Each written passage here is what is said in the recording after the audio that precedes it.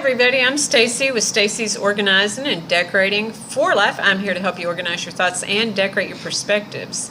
So today our topic is going to be about healing from unhealthy relationships and, where did all that come from, But before we get started, I want to thank you for coming back to my channel if you're returning and visit this channel on a weekly basis. I sure do love and appreciate you. Thank you so much. If you're new to this channel, you need to know that I'm not a doctor, psychologist, psychiatrist, a scientist, any of those things, but sometimes I may share with you all the things that I learn along those lines. What I am is a life coach, and I have a webpage called stacyforlife.com, and I invite you to check that out. I write a monthly blog on that webpage, and there is a description of the services that I provide as a life coach. So today we're going to talk about healing from unhealthy relationships. So first off, how do we know if we're in an unhealthy relationship? So I'm going to talk about how we feel in a healthy relationship and how we feel in an unhealthy relationship. And I'm going to talk about how it relates to childhood trauma. And that there's a great deal of study about this because, you're not alone. That's why I do these videos, is to try to share with you about how you are not alone. So if you're feeling alone. So first off, there's a test on Kaiser Permanente that's called an Asus Test. And the Asus Test is about the adverse childhood experiences, which these are a part of our development.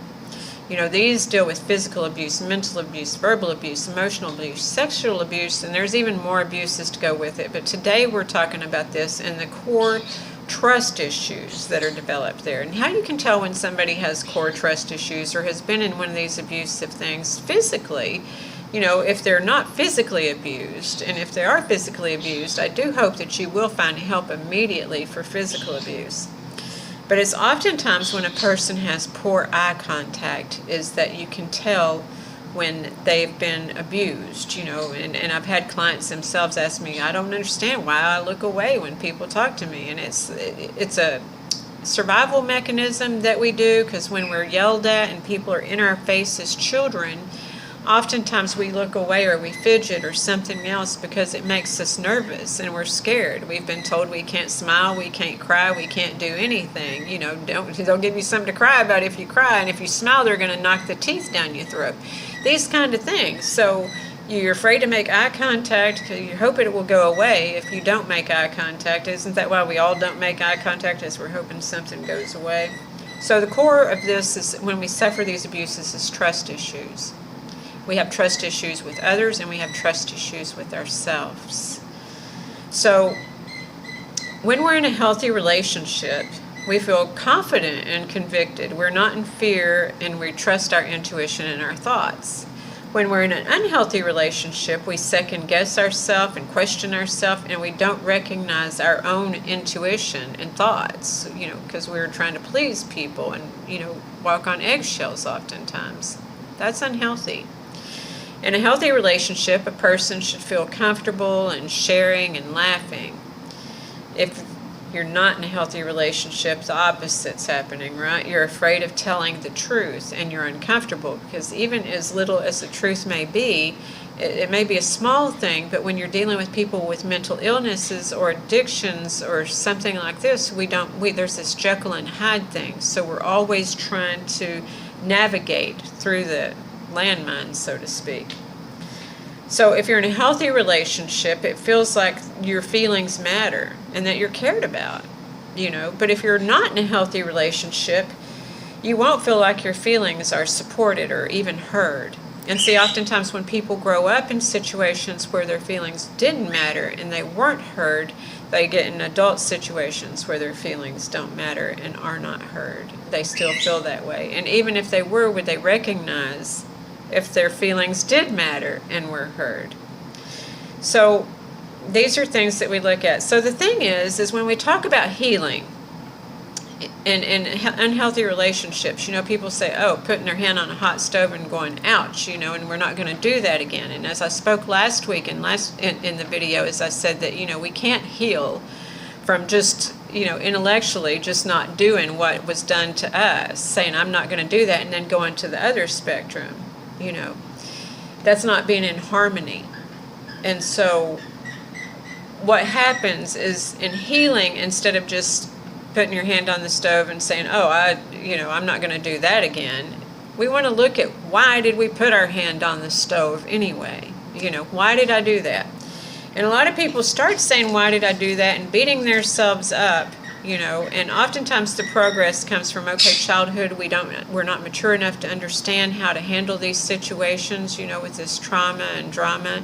But then when we get into growing into adulthood, we feel good hanging out with people who oftentimes they're victims too. So then we feel like we can share this stuff. But however, that isn't healing, just to be able to have people to talk to, because unless they have the skills to help us to think another way, and we're all just both venting back and forth, then nothing's going to change if nothing changes. So you have to talk with somebody who has some problem-solving skills, maybe a clergy, a counselor, or a life coach, or, psychiatrist, psychologist, somebody like this who can help you to see things a different way. Because if you could see things a different way, you would do things a different way, okay?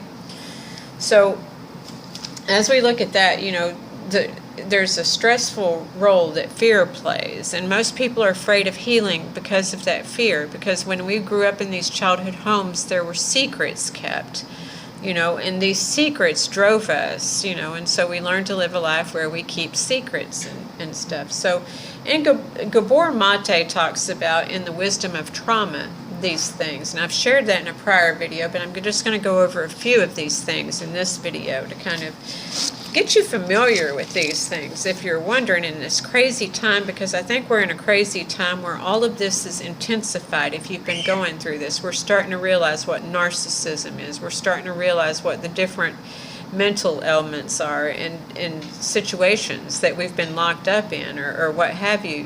There's an awakening of sorts. It's not all bad. So Gabor Mate talks about the different types of, hypertension, your immune system can go down, inflammation, depression, ADHD, and cancers. These are people that are in the relationship, and it can have a disease-prone personality effect to it. So then we're going to get into intergenerational trauma. People ask me about this intergenerational trauma sometimes, and so I'm going to define it as it's defined on the internet rather than my definition, okay?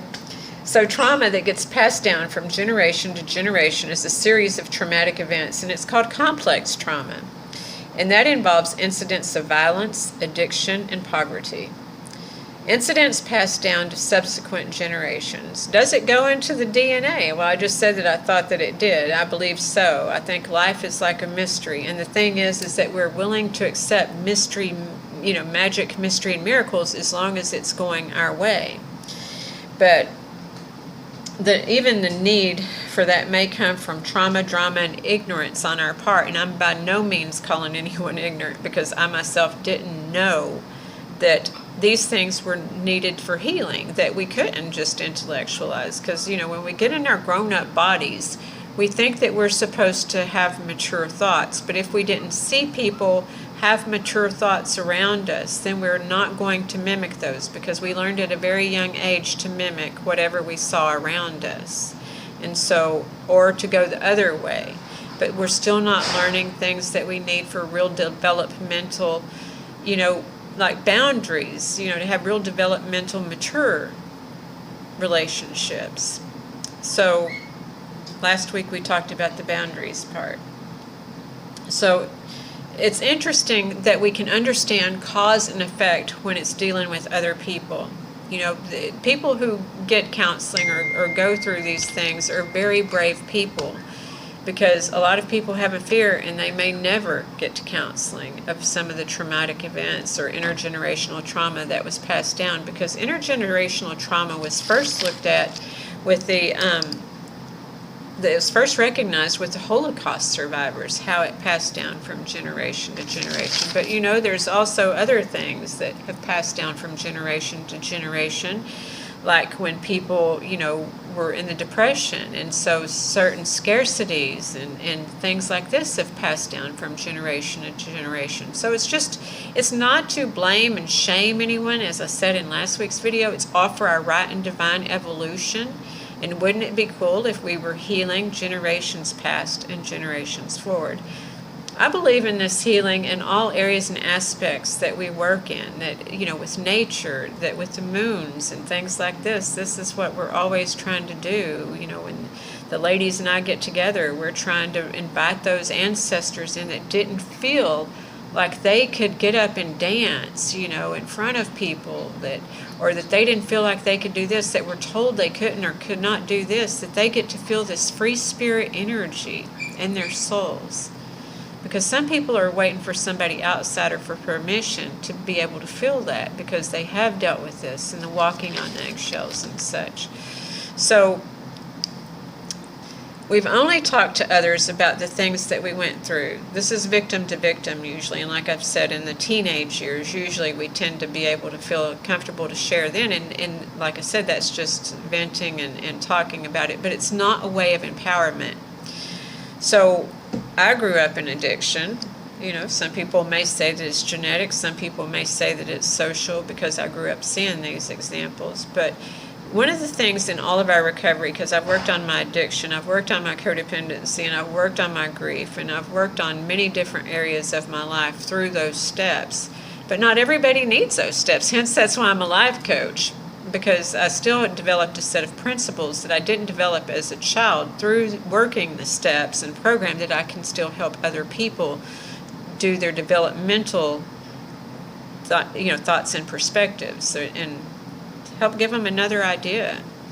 So admitting we were powerless. As a child, we were powerless, right? You were powerless as a child when you developed these survival skills, but it's our responsibility as adult, and as the pain comes, and some of the pain is repeated over and over and over again. And we finally will do something when we get sick and tired of being sick and tired. So this is when we start seeking out help in some way, shape, or form. Somebody that can help us, who is unbiased, who's not going to judge us, because nobody deserves to be judged over these traumas that they went through. However, some people, part of the trauma was learning to judge other people to esteem themselves. So that's really sad too.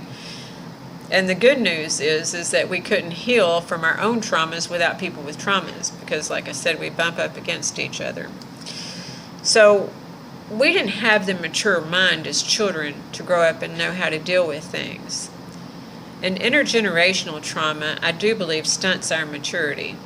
So parents may transmit unborn genetic vulnerabilities. So this is what happens, is that we may not realize it. And sometimes, it's been weird. I used to watch Unsolved Mysteries, and how people would still have some of the same traits and characteristics, the kids that got lost or adopted or out to different families when they're youth, and then as they got older, they still had these, same things, same genetic traits and vulnerabilities and mannerisms and stuff, even if they didn't know each other. So that was always very interesting to me, and it makes total sense when we look at this. So a lot of this information that I've shared with you, besides Dr. Gabor Mate and the Wisdom of Trauma, comes from a website called goodtherapy.org. So if you want to check those two things out, if you're more interested in how this intergenerational trauma comes about, and so I'm going to close with a quote. Yeah. And I hope that it will be helpful for you. And it says, and I shared this before when I shared the other Gabor Mate video, maybe a month ago. I'll try to post it again too. But the last video that I did, we should post at the end of this, where we talked about, how we can set boundaries. So that's I'm kind of backtracking in this one, because not everybody sees the same videos. So this quote says, "If we think in a fragmented way, we see fragments. This way of seeing leads us to make actual fragments of the world." And this quote is a quote by Susan Griffin. And this is why I help people organize their thoughts and decorate their perspectives, is because I too have seen in fragments before, and I had to learn from a life coach how to organize my thoughts and decorate my perspectives, because I didn't know anything different till I learned something different. There's quotes about how we have to unlearn learned things sometimes, and how are you going to learn it? Just by saying I'm going to unlearn learned behavior. Well, We try to read it in a book, but really talking to somebody about it, getting a different thought and perspective is very helpful. And this is why, I try to do these videos, is to help you be able to trust and forgive, because you have to trust and forgive yourself and trust and forgive others. You don't have to, but life seems more harmonious when we learn to do that. I'm not saying everybody will do another video. You have to set boundaries too, as I said last week. So look for that video here closely. So if you feel that this video has helped you, or somebody this video may help, then please share. I'm just trying to raise the vibe of this universe to help people beat a healthy algorithm so that people aren't just sharing from a victim stance, because none of us really like to be victims. And so, I just try to give you all valuable down-to-earth soul-felt information that you can relate to and understand. So if you like, you could support this channel also by donating to my PayPal. But, supporting it either way, where you subscribe to the channel and like the videos. And, if you feel that they're going to help somebody, share them. And if you can afford to support monetarily, that would be appreciated too.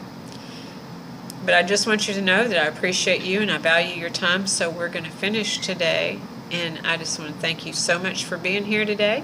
And I wish you much love and peace, and I look forward to connecting with you again next week. Thank you so much. Bye.